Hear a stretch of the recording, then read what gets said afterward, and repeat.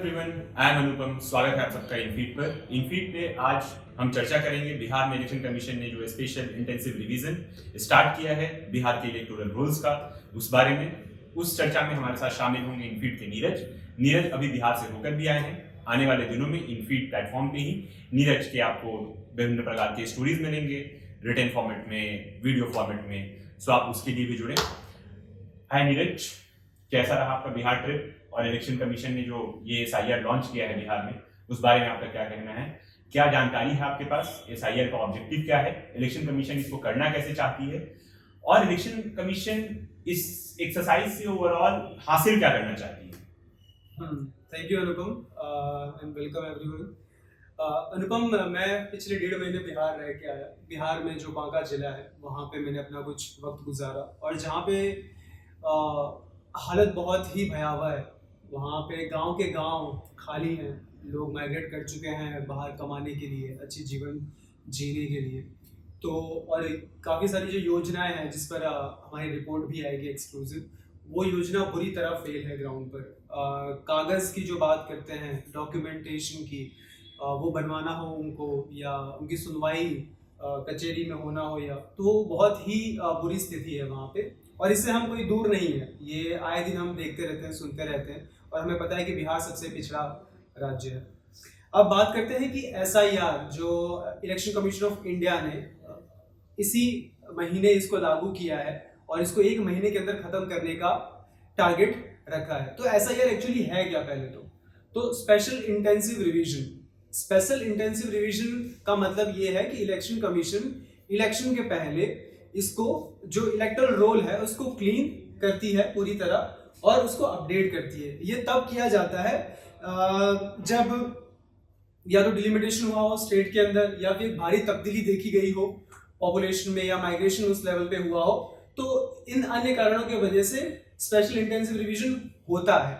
और ऐसा नहीं है कि रिवीजन ये पहली बार बहुत समय बाद हो रहा है, हर इलेक्शन में ये रिवीजन होता है, पर स्पेशल इंटेंसिव रिवीजन काफी समय बाद किया जाता है। लास्ट टाइम बिहार में 2003 में कराया गया था और उसके 2 साल बाद चुनाव हुआ था 2005 में। अब ये देखने वाली बात है कि जो इलेक्शन कमीशन है उसने अपने नोटिफिकेशन में जो 24 तारीख को उन्होंने अपलोड किया था अपने वेबसाइट पर, उसमें उन्होंने क्या कहा है, तो मैं ये वर्ड टू वर्ड आपके सामने पढ़ूंगा ताकि आपको और हमारे जो ऑडियंस है उनको ये आइडिया है। उन्होंने लिखा है कि during the last 20 years significant change in electoral roll has taken place due to additions and deletions on a large scale over this long period. Rapid urbanization and frequent migration of population from one place to another on account of education, livelihood and other reasons. यानी ये कहना चाह रही है election commission कि पिछले 20 साल में एक सिग्निफिकेंट चेंज देखा गया है, और उसका बेसिस ये है कि रैपिड अर्बनाइजेशन हुआ है, एक भारी डेवलपमेंट किया गया है।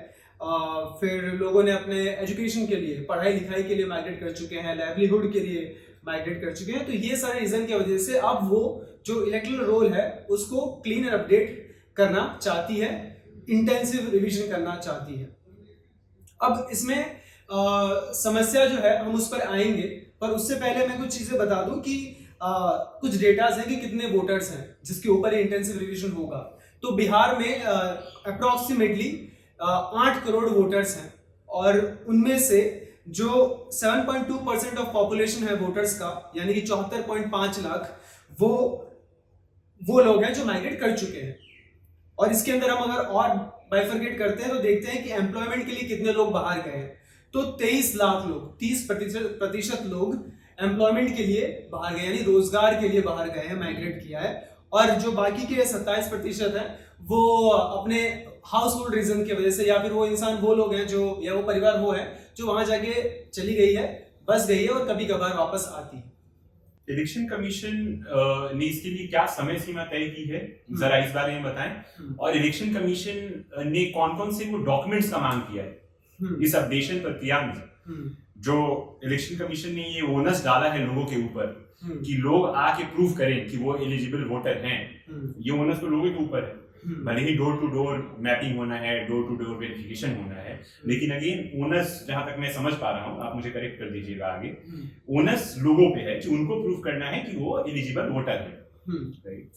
इसीलिए क्रिटिसिज्म भी आ रहा है कि ये क्या बैकडोर से एनआरसी है, जैसे AIMIM ने क्लेम किया कि ये बैकडोर से एनआरसी है, और क्या लिस्ट ऑफ कोई डॉक्यूमेंट्स प्रोवाइड किए गए हैं, बर्थ सर्टिफिकेट मसलन, आधार कार्ड, राशन कार्ड, आप कुछ इस बारे में बताएं कि कौन से डॉक्यूमेंट चाहिए, कब तक करना है? देखिए अनुपम, मैं आपको एक चीज बता दूं कि ये जो पॉलिटिकल डिस्कोर्स है वो हर बार हर इलेक्शन में कुछ ना कुछ होता ही है, और ये उस मुद्दों पर होता है कि आप ये करवा रहे हो तो शायद इसका परिणाम ये हो जाएगा। हम उस पर आएंगे, बैकडोर एनआरसी है या नहीं, हम उस पर आएंगे, पर उससे पहले जो हमें समझना होगा वो ये होगा कि एक महीने के अंदर, जो कि उनकी जो डेडलाइन है वो है 25/6/2025 और 26/7/2025 के बीच में इनको पूरा का पूरा प्रोसेस एनुमरेशन करना है, रिवीजन करना है। तो ये क्यों बहुत बड़ा समस्या है, क्यों सबसे बड़ा सवाल है जिसको हमें ज्यादा ध्यान देने की जरूरत है? क्योंकि देखिए बिहार का डेमोग्राफिक काउंट हम अगर बता दें तो 243 असेंबली सीट्स हैं, 38 डिस्ट्रिक्ट्स हैं, 534 ब्लॉक्स हैं, 8,053 ग्राम पंचायत हैं, और कम से कम 44,000 से 45,000 गांव है, और उसमें ये सभी बिहार का जो पॉपुलेशन जो 8 करोड़ वोटर्स है वो रहता है। अब इनको क्या है कि प्रूफ करना है इस एक महीने के दौरान कि हम एलिजिबल हैं। वो कैसे प्रूफ होगा? तो इलेक्शन कमीशन ने कहा है कि हम हाउस टू हाउस एनुमरेशन करेंगे, मतलब डोर टू डोर जाएंगे और वहां पे हम उनको प्री फिल्ड एनुमरेशन फॉर्म देंगे। ये प्री फिल्ड एनुमरेशन वो है जो 2003 के बेसिस पे उनके पास पहले से ही भरा हुआ होगा, वो आपके पास ले जाएंगे और कुछ प्रूफ्स आपसे मांगेंगे। अब ये कुछ प्रूफ जो है वो कौन से हैं वो भी हमें समझना होगा कि कौन से डॉक्यूमेंट्स मांगे जा रहे हैं और क्यों मांगे जा रहे हैं और किससे मांगा जा रहा है। तो देखिए जो 1/7/1987 के पहले जो जन्मा हुआ है उसको देना है कोई भी सेल्फ प्रूफ डॉक्यूमेंट जो गवर्नमेंट का हो, ठीक है, और उसमें आता है any identity card, pension payment order issued to regular employ, pensioner of any central government या PSU के द्वारा मिला हो तो, any identity card, certificate, document issued in India by government, local authorities, banks, post office, LIC, PSUs 1/7/1987 के पहले का, birth certificate जो उनको इशू होता है, तो मेडिकुलेशन, एजुकेशन सर्टिफिकेट, वो सारी चीजें देना है। अब ये देखिए एक चीज बड़ी गौर देने वाली बात है कि अगर हम जब डेटा देखते हैं बर्थ सर्टिफिकेट के रजिस्ट्रेशन का या बर्थ रजिस्ट्रेशन का, तो बहुत ही डरावना फिगर है, बहुत ही डरावना फिगर है, शॉकिंग फिगर है कि जो बिहार का जो रजिस्ट्रेशन हुआ था बिहार में बर्थ का वो था 3.7% 2000 में, और उसके एग्जैक्ट सामने अगर आप नेशनल एवरेज देखेंगे, अगर हम नेशनल एवरेज देखेंगे तो उसका है 56.2%। बहुत चौंकाने वाले फिगर से जाहिर है 2000 के बाद का भी कोई डेटा है? हम यहाँ पे भी नहीं, जी बिल्कुल, ये शॉकिंग सिर्फ एक नहीं है, दूसरा ये है कि जो 2004 और 2005 के बीच में जो जन्मे हैं उनका है 2004 में 11.5% रजिस्ट्रेशन हुआ है, 2005 में 16.9% रजिस्ट्रेशन हुआ है बिहार में। अब अगर हम कंट्री वाइड देखते हैं तो उसका जो आंकड़ा है 60.4% इन 2004 एंड 62.5% इन 2005।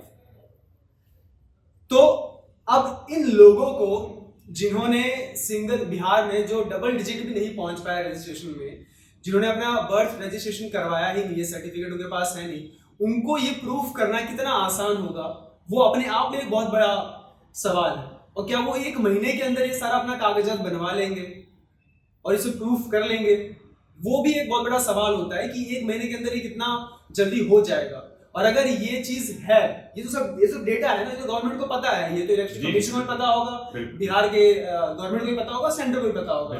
तो उनको जब पता था तो ये जल्दबाजी में एक महीने के अंदर खत्म करने की क्या जरूरत थी? अगर आपको करना ही था तो आपको एक लंबा समय लेना था। इलेक्शन का समय नजदीक आ रहा है, नवंबर में ही इलेक्शन है बिहार में, और आपने जस्ट उसके पहले एक अफरा तफरी का और भाग दौड़ करवा दिया लोगों को। बिल्कुल समझ सकते हैं नीरज। अब इसको जरा एक हम लार्जर कॉन्टेक्स्ट में और लार्जर कॉन्वेस्ट में समझने की कोशिश करते हैं कैनवस में कि ऑलरेडी इलेक्शन कमीशन की जो साख है वो क्वेश्चनेबल है अभी।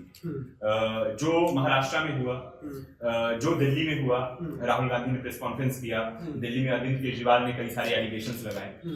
इलेक्शन कमीशन अभी तक उन सब चीजों पे भी ठीक से जवाब नहीं दे पाई है, और इस बीच इसको रश करना कि अगले 1 महीने में हम 8 करोड़ वोटर्स को बिहार जैसे राज्य में वेरीफाई कर लेंगे, ये मतलब ये आपको लगता नहीं है कि ऑलरेडी मतलब हमने तो ये कहावत सुनी है कि दूध का जला छाछ भी फूंक के पीता है, तो इलेक्शन कमीशन क्यों नहीं फूंक रही है कुछ? देखिए, डेमोक्रेटिक कंट्री में डेमोक्रेसी को जीवित रखना और उसको स्ट्रॉन्ग करना, उसकी जिम्मेदारी सभी अथॉरिटी, सभी डिपार्टमेंट का होता है और सभी के प्रति होता है। अगर इस सर्वे में, इस स्पेशल इंटेंसिव रिवीजन में अगर ऑपोजिशन सवाल उठा रहा है, तो सेंटर भी सवाल, या फिर जो रेजिम में है, ठीक है, जो पावर में, सत्ता में है, वो सवाल क्यों नहीं उठा रहे? क्या उनको डाउट नहीं है इलेक्शन कमीशन पे कि वो 1 महीने के अंदर इतना बड़ा जो रिवीजन है 8 करोड़ वोटर्स का, जिसमें से जो माइग्रेट जो लोग हैं, जिसका मैंने आंकड़ा पहले आपको दिया कि 75 लाख जितने आसपास लोग हैं, तो वो क्या इस 1 महीने के अंदर आ जाएंगे अपना सारा काम दाम छोड़ के? उनको ट्रेन की टिकट मिल जाएगी और वो आके 1 महीने के अंदर करवा के चले जाएंगे? ये सबसे बड़ा सवाल उठता है। तो हम बाकी सारे पॉलिटिकल जो एलिगेशंस हैं उस पे तो आएंगे, पर इलेक्शन कमीशन का क्या एक जिम्मेदारी नहीं बनती है कि जो ऑपोजिशन इतने समय से सवाल उठा रहा है, चाहे वो महाराष्ट्र का हो या दिल्ली का हो। जैसे हमने महाराष्ट्र की बात की, तो मैं आपको कुछ राहुल गांधी का जो एक प्रेस कॉन्फ्रेंस था और इंडियन एक्सप्रेस में और दैनिक जागरण में शायद उन्होंने अपना लेख पब्लिश करवाया था, उसका आंकड़ा आप जरा देखिए तो हमें भी लगेगा कि अरे इतना शॉकिंग आंकड़ा कैसे हो सकता है। जी बताएं। तो महाराष्ट्र के असेंबली इलेक्शन 2019 में जो वोटर्स का आंकड़ा था वो था 8.98 करोड़ रजिस्टर्ड वोटर्स का। 5 साल बाद मई 2024 में लोकसभा इलेक्शन में जो नंबर है वो बढ़ जाता है और वो हो जाता है 9.29 करोड़। तो इसमें मेजर जंप नहीं है और एक गैप है 5 साल का। अब जो 2024 में नंबर था 9.29 करोड़, ठीक है, उसके जस्ट 5 महीने बाद ये असेंबली इलेक्शन जो हुआ महाराष्ट्र में, उसमें वो आंकड़ा हो जाता है 9.70 करोड़ का। तो ये सीधा जो मेजर जंप है वो 31 लाख वोटर्स का हो जाता है। 31 लाख का जंप 3 महीने के अंदर में, 5 महीने के अंदर में 31 लाख वोटर्स का ये। और इलेक्शन कमीशन, जाहिर है कि इलेक्शन कमीशन का इस पे कुछ वैसा जवाब आया नहीं, कोई ऑफिशियल जवाब नहीं आया है। उन्होंने जवाब वाया या अनऑफिशियल डॉक्यूमेंट पे ऐसे दिया हुआ, जिसपे उस पे भी सवाल काफी खड़े हुए कि आपने ऑफिशियली जवाब क्यों नहीं दिया। तो इलेक्शन कमीशन ऑफ इंडिया जो है वो इतना एरोगेंटली काम क्यों कर रही है? क्या उनका रिस्पॉन्सिबिलिटी नहीं है कि जितना वो जिम्मेदार हैं, जो सेंटर में बैठे हैं, जो रजीम में है वो, और उससे ज्यादा जिम्मेदार हो ऑपोजिशन? क्योंकि कोई कहता है कि इंडिया या कोई भी कंट्री हो जिसमें डेमोक्रेसी हो, जहाँ पे वोटिंग हो रहा हो, तो वहां पे ऑपोजिशन जो है बहुत बड़ा रोल प्ले करता है इसको स्ट्रेंथन करने में। तो ये सवाल तो जाहिर है कि उठेगा। एक इंटरेस्टिंग फिगर तो ये भी है कि बिहार में जो अभी सबसे बड़ी पार्टी है वो अपोजिशन में बैठी हुई है। हाँ। तो आप हमें ये बताएं कि बिहार विधानसभा की अभी जो सबसे बड़ी पार्टी है आरजेडी, वो अपोजिशन में है। तो आरजेडी के नेता तेजस्वी यादव, उनका क्या कहना है? दूसरे जो पार्टीज हैं, छोटे पार्टी, मांझी जी की हो गई, जो एनडीए के अलायंस हैं, या चिराग पासवान ने तो अनाउंस किया है कि वो पूरे 243 सीटों पे लड़ेंगे चुनाव। तो वो बात चल रही है, कोई ऑफिशियल इतने खुल के उन्होंने नहीं हुआ है। तो अलग अलग पार्टीज के नेताओं का जो बिहार में पॉलिटिक्स करते हैं, उनका क्या कहना है इस पे, और ऑपोजिशन की जो एक तो क्या कहना है और दूसरा जो चिंताएं हैं वो मेजर चिंता क्या है? देखिए, ऑपोजिशन का क्या कहना है हम उस पर आएंगे, पर उससे पहले हम थोड़ा समझ लेते हैं कि बिहार का जो राजनीति है वो 2020 से कैसे चलते हुए आ रहा है। 2020 में इलेक्शन हुआ बिहार में और सबसे ज्यादा जो वोट, जो मत मिला, जो मैंडेट मिला, वो मिला आरजेडी को मैंडेट मिला, और जेडीयू और बीजेपी को उतना मैंडेट नहीं मिला। फिर बाद में नीतीश कुमार ने जो अपना गठबंधन यहाँ से वहाँ तोड़ मरोड़ के और फिर वो कहीं और कूद गए और उन्होंने अपना एक सत्ता बना लिया। तो उन्होंने एनडीए के साथ अपना सत्ता बना लिया और चीफ मिनिस्टर वापस बन गए, जबकि मैंडेट था कि आरजेडी को लोग ज्यादा पसंद कर रहे हैं। अब उसके बाद ये धीरे धीरे जैसे जैसे समय निकला 2020-2025 के बीच में, तो ऐसे कई सारे सेंटर से एनडीए के थ्रू जजमेंट्स आए, बिल पास किया गया, जिससे काफी वोटर्स जो है वो जाहिर तौर पे खफा होंगे इस बार जो मैंडेट आएगा उसमें वो दिखेगा आपको साफ साफ कि कुछ बिल्स जो पास हो, जैसे कि वक्फ बोर्ड का जो हुआ है ना, तो ऐसे कई बिल्स हैं, ऐसे कई डिसीजंस हैं, वो मेजर चेंजेस लाएंगे। तो ये शायद एनडीए को पता चल गया है कि इस बार जो इलेक्शन होने वाला है उसमें एंटी इनकम्बेंसी पे लड़ा जा रहा है, और उसमें किस तरह से बीजेपी, एनडीए, जेडीयू इस जगह से, इस सिचुएशन से बाहर आए और वापस से चुनाव जीते। तो एक हम ये भी कह सकते हैं कि ये शायद ये डर की वजह से भी हो सकता है, क्योंकि नीतीश का जो रिसेंटली हम देख भी रहे हैं, काफी वीडियोस वायरल हो रहे हैं कि उनका जो मेंटल हेल्थ है वो उतना ठीक नहीं है, काफी चर्चा हो रही है राजनीति के लिए। नीतीश जी अपने बाइडेन एरा में चल रहे हैं। हाँ, तो ये भी है। और उसके साथ साथ जब ये इलेक्शन कमीशन ने डिक्लेयर कर दिया कि स्पेशल इंटेंसिव रिवीजन बिहार में होगा और विद इन 1 मंथ करा दिया जाएगा, तो तेजस्वी यादव जो आरजेडी के हैं, उनका ये कहना है कि बिहार जो 73% फ्लड प्रोन है, जिनका घर हर साल बह जाता है, जिनका जमीन बह जाती है, जिनके कागजात बह जाते हैं, तो उन्होंने ये पहले सोचा होगा कि पहले हम अपनी जान बचाए, उसके बाद कागज बचाए। तो क्या ये पॉसिबल है कि उन सभी के पास जिस राज्य में हर साल बाढ़ आता है और एक मेजर डिस्प्लेसमेंट होता है ना, उनके पास एक कागज होगा प्रूफ करने के लिए? ये तो बहुत ही बड़ा सवाल है, बहुत ही बड़ी समस्या है, और ये 1 महीने के अंदर प्रूफ कर देना इज क्वेश्चनेबल। ठीक। दूसरी चीज वो कहते हैं कि 8 करोड़ वोटर्स हैं, उनको 25 दिन के अंदर आप कैसे जांच लेंगे, आप कैसे आंक लेंगे और ये इंश्योर करेंगे कि जो राइट टू वोट का जो हक है उस स्टेट का, उस राज्य का, उस वहां के लोगों का, वो नहीं मारा जाएगा। पवन खेरा जो है वो कहते हैं कि ये तो डकैती of the poor voters right है। जो कांग्रेस के पवन खेरा है, उनका साफ साफ ये एलिगेशंस है इसके बाद। और दिग्विजय सिंह जो सीनियर कांग्रेस लीडर हैं, वो तो ये कहते हैं कि इम्प्रैक्टिकल एंड अनप्रेसिडेंटेड है ये, और वो अक्यूज भी करते हैं ईसी को कि ईसी कोशिश कर रही है जो गरीब है, जो मजदूर है, जो किसान है, जो मार्जिनलाइज कम्युनिटीज है, उसको डिसफ्रेंचाइज करने की, उसको उस वोटर लिस्ट से बाहर निकाल देने का। तो ये सारी प्रतिक्रिया आ रही है। आपने जैसे स्टार्टिंग में बोला कि एआईएमआईएम के ओवैसी ने ये कहा कि ये बैकडोर एनआरसी है। अभी बैकडोर एनआरसी है या नहीं है, ये होगा या नहीं होगा, ये आने वाली बात की बात है कि इसका इस्तेमाल किस तरह से किया जाएगा, पर सवाल ये सारे खड़े हो रहे हैं। और एक और चीज मैं आपको बता दूं कि बिहार ही वो राज्य है जो इलेक्शन कमीशन ऑफ इंडिया ने इतने कम समय में, इलेक्शन के जस्ट 3 या 4 महीने पहले ये चुना है कि हम 1 महीने के अंदर खत्म कर देंगे और उसके बाद पूरे राज्य भर में करवाएंगे। तो अगर आपका ये पूरा फुल प्रूफ प्लान था, तो ये अचानक आप कैसे आ गए? अगर आपको पूरे देश में करवाना ही था तो आप कोई और राज्य चुन लेते जहां पे इतनी जल्दी इलेक्शन नहीं होना था, जहां पे आपको 1 महीने के अंदर में रश नहीं करना होता। बिल्कुल। तो जाहिर है ये इसको रश करना, और अनुपम, ये इलेक्शन कमीशन को अगर ये करना ही था तो ये अचानक आने की जरूरत क्यों पड़ी? ये इतना सीक्रेसी रखने की, मेंटेन रखने की जरूरत क्यों पड़ी? क्योंकि इसके पहले जो पटना और दिल्ली का जो वो वर्कशॉप हुआ इलेक्शन कमीशन का, और सबको बुला के, वहां पे भी ऐसी कोई बात खुल के नहीं है कि इलेक्शन कमीशन एसआईआर करवाने वाला है बिहार में। तो आपने तो ये अचानक ही 24 तारीख को आपने इसका नोटिफिकेशन जारी कर दिया और आपने 25 तारीख से शुरू भी कर दिया। तो इसमें तो बहुत सारे सवाल खड़े होते हैं ना कि एक तो इतने लोगों का आप रिवीजन कैसे कर पाएंगे, डॉक्यूमेंट्स का है, ठीक है, उसके बाद फ्लड प्रोन एरिया है तो लोग कहाँ से लेके आएंगे, जो बाहर लोग रहते हैं वो कहाँ से कैसे समय में आ पाएंगे, है ना? तो ये सारी समस्या है जो खड़ी करती है, ये सवाल उठना जाहिर है। बिल्कुल। तो जिस तरीके के इस पे क्रिटिसिज्म हो रहे हैं ऑपोजिशन पार्टी से या सिविल सोसाइटी से या ब्रॉडली देश भर के अलग अलग पॉलिटिकल पार्टी से, उस सूरत हाल में इलेक्शन कमीशन क्या अभी तक कोई इस तरीके की क्लैरिफिकेशन रिलीज की हो या प्रेस कॉन्फ्रेंस बुलाया हो, ऐसा कोई खबर आपके पास आया इलेक्शन कमीशन? देखिए, जो महाराष्ट्र में जिस पे सवाल उठा, जो दिल्ली में हुआ, दिल्ली में भी यही एलिगेशंस था कि वोटर लिस्ट से डिलीशन और एडिशन किया गया for the benefits of the centre में जो बैठे हुए हैं बीजेपी जो है उनके लिए, ये एलिगेशन उठता है। अब ये सारी चीजों पे कभी भी इलेक्शन कमीशन ने ऑफिशियल स्टेटमेंट, प्रेस कॉन्फ्रेंस खुल के इसको नहीं किया, और ना ही कभी आज तक जांच भी हुआ। तो देखिए, जब तक इसका जांच नहीं होगा, इलेक्शन कमीशन खुलकर सामने ऑफिशियल कोई स्टेटमेंट नहीं देगा, तो ये चीजें क्लैरिटी नहीं होगी कि इलेक्शन कमीशन का स्टैंड क्या है। हमारा जो इलेक्शन है वो फ्री एंड फेयर हो रहा है, नहीं हो रहा है, वहां पे हम ये एम्बिग्यूटी में ही रहेंगे, है ना?